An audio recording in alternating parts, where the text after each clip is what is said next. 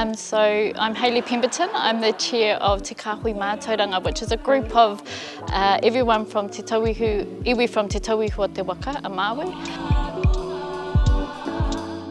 So Te Kāhui Mātauranga is the mandated iwi voice for education in Te Tauihu. So there's a representative from each of the 8 iwi of Te Tauihu, and we work together on our collective aspirations and hopes for education. We've created the Education Symposium today to address a couple of things.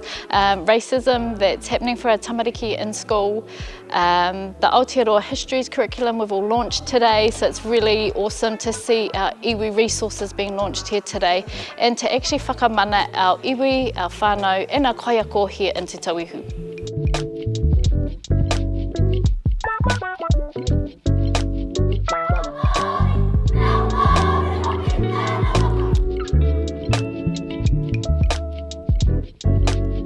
Today we had Peter Meihana, who talked about the link between localised curriculum here in Te Tauihu and connecting that into the kura and how we could do that through whakapapa as well.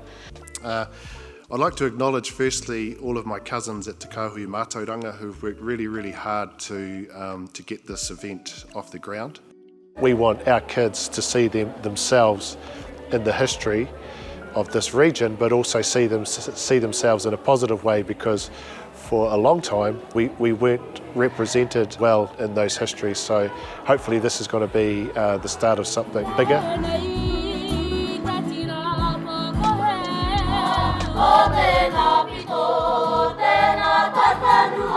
We had Leanna McDonald, who addressed racism and how that affects our tamariki within the schools and what we can do to actually make that better for them. Today I asked a broad question: what does racism in education look like? You know, we should be in the business of shifting systems and structures, and then I tried to illustrate what that could look like through 3 case studies. But first, let's do a wee diagnostic to map our own thinking about racism. So you head to the Auaha app now and just input, I think you can input more than one response to the question. And then we had Melanie Riwai Couch, who also addressed racism but gave us a framework called Niho Taniwha to address that within the kura system and structure that we are in. You might be asked, so how's your te reo Māori going? And people will say good, and I'll say, well, what does good look like? And then another question is, well, what did good look like in the last 2 years? What is different about your te reo Māori now than it was last year? What is it that you're doing? And getting really explicit. So there's self-assessment tools so people can actually know where they're at. I think there are a lot of really good pockets of success, and so the challenge we're faced with is how to take those things that are working in those pockets and implement them on scale across the system. Yeah, I've enjoyed it a lot. I found it really informative. I think really eye-opening as well, and certainly in terms of actually one of the people out of the crowd said looking at different situations and kids and all the rest of it and through different lenses. Some of the things that we found really interesting about today is just learning more about the pūrākau of Te Tauihu. What we've found as we started on our journey last year is that the kids are really engaged with this curriculum, and we've had more students asking when we're going to continue doing this. It's a little bit like pinch me, is this real?